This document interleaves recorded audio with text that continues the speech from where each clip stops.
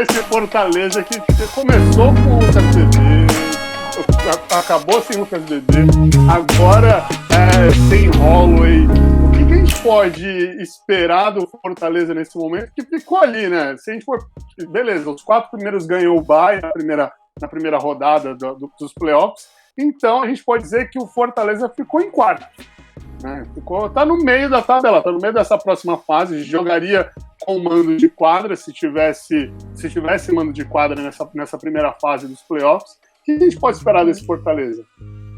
Eu acho que por ter ficado nessa posição, em oitavo, né, ainda restam alguns jogos, mas vendo os confrontos que ainda faltam, vendo a questão do saldo, confrontos diretos, enfim, esses quesitos que definem a tabela, eu acho que essa vai ser, de fato, a posição do Fortaleza Basquete Cearense, esse 8º lugar. E eu acho que a partir daí já é um desafio superado, de certa forma. Eu acho que a primeira meta do Fortaleza Basquete Cearense esse NBB, independente do que aconteça daqui para frente, eu acho que essa primeira meta já foi cumprida.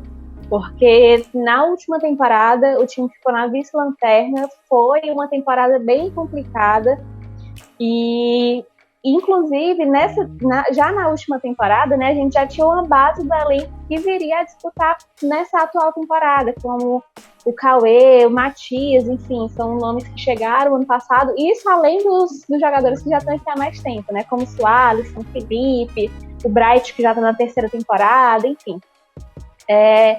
Então, a primeira meta, como eu estava falando, eu acredito que sim, já tenha sido cumprida, que seria um eventual mando de quadra nos playoffs.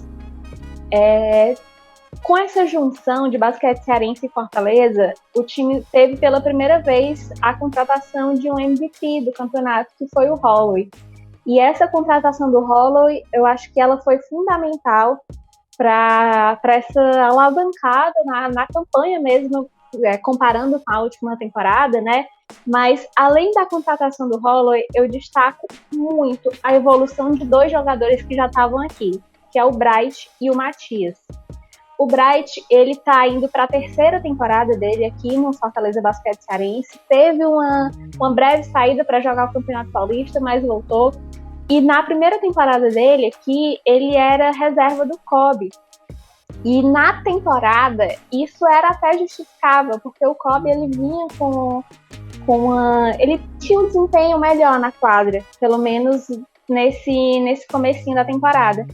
E já na temporada anterior a essa que a gente está, né, o Kobe já tinha saído, o Bright ficou como armador titular, e ele vem numa crescente tão grande, de importância mesmo dentro do time, porque quando ele entrava muito como aquele jogador de rapidez, o The Flash, né, como é o apelido que ele tem, mas por mais que ele tivesse a sua interferência no jogo, ainda não tinha a importância que ele tem hoje, por exemplo, para o Fortaleza, para o time como um todo. E eu acho que esse crescimento do Bright da última temporada para essa e o crescimento do Matias também foram mais 2 fatores fundamentais para esse crescimento do Fortaleza Basquete Cearense dentro do NBB. Porque eu acho que é muito fácil você falar só do Holloway, né? E o Holloway merece todos os aplausos. Infelizmente não vai mais poder jogar nessa temporada, teve um problema no joelho. Mas eu acho que é muito fácil você falar do Holloway por causa da pontuação. É um dos atletas que tem a maior eficiência do campeonato, é um dos maiores pontuadores do campeonato. Então, é claro que vai ter os holofotes para si, e antes dele chegar, inclusive, eu até falei que era uma contratação muito boa para os dois, tanto para o time como para o atleta. Porque no São Paulo, ainda que ele não tivesse se machucado na última temporada, provavelmente ele não ia ter esse espaço que ele tem. E o Holloway é esse jogador, ele precisa de espaço, ele precisa da bola para ele. É esse jogador de nível MVP mesmo, de resolver as partidas, de ter muito volume de jogo. Então, era muito fácil, na verdade, era muito, mesmo que ele não tivesse se machucado, né, chegou até o Guanais, agora tá uma festa. Agora sim. Agora tá completo, viu?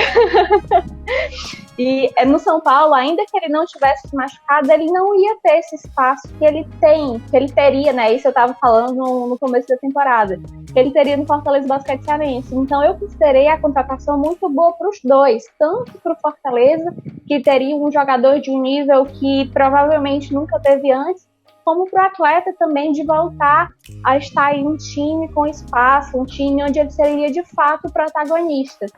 Então, mas por outro lado é muito fácil você falar desse principal pontuador e não citar, por exemplo, como eu falei, né, esse crescimento do Braz e do Matias, a temporada que o Sualisson vem fazendo, a gente estava brincando sobre o Sualisson aqui, né, antes de falar do Fortaleza, mas para mim o Sualisson é um dos melhores defensores do campeonato nessa temporada.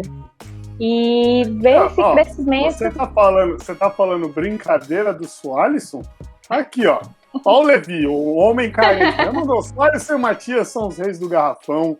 O Hugo, que tá aqui com a gente, ele mandou a evolução do Sualisson e do Matias. É incrível. Não é brincadeira, só trabalhamos com realidade. Trabalhamos com estatísticas. É isso aí. E como o homem estatística chegou aí agora aí também. E pra mim o Sualisson, ele é fácil um dos melhores defensores do campeonato. Então, foram pontos, isso não vou citar outros jogadores, mas enfim, eu quis citar esses pontos porque foram pontos muito importantes para esse crescimento do Fortaleza, né, no NBB, no cenário do basquete nacional. E a gente espera que essa junção com o Fortaleza, ela permaneça nos últimos anos. No início, eu confesso que eu tinha um certo pé atrás com essa junção, mas eu acho que foi benéfica, tanto pro basquete cearense quanto pro Fortaleza enquanto clube. Então espero que enquanto essa junção continue sendo benéfica para os dois, ela permaneça também, porque a diferença da temporada passada para a atual foi muito grande. E nos playoffs, aí sim já seria um desafio talvez um pouco maior, principalmente agora sem o Holloway. Mas eu tava até brincando com o Guanais ontem, eu acho, nem lembro quando foi, acho que foi ontem. Há 2 temporadas, o então basquete cearense superou o paulistano, que vinha como campeão do torneio, era o atual campeão do torneio. Então, não dá para se descartar o Fortaleza, por mais que tenha essa perda muito grande do Holloway. Mas vai ser um confronto bem equilibrado, porque deve enfrentar ou o Mogi ou o Unifacisa. E são 2 times que o Fortaleza Basquete Cearense já venceu o Mogi, para o Unifacisa não conseguiu vencer nenhum dos jogos, tanto no turno quanto no retorno, mas foram jogos bem disputados até. No primeiro jogo, eu lembro, contra o Unifacisa, o Holloway não estava jogando, então foi um fator que também acabou meio que atrapalhando o basquete cearense, mas enfim, vai ser pro playoff, para essa primeira rodada de playoff, pelo menos, eu acho que vai ser um confronto muito equilibrado, vai ser sim difícil superar com essa ausência do Holloway, mas não dá para descartar, porque é um time que enquanto jogo coletivo, vem crescendo muito e pode aí fazer um bom trabalho nesse playoff.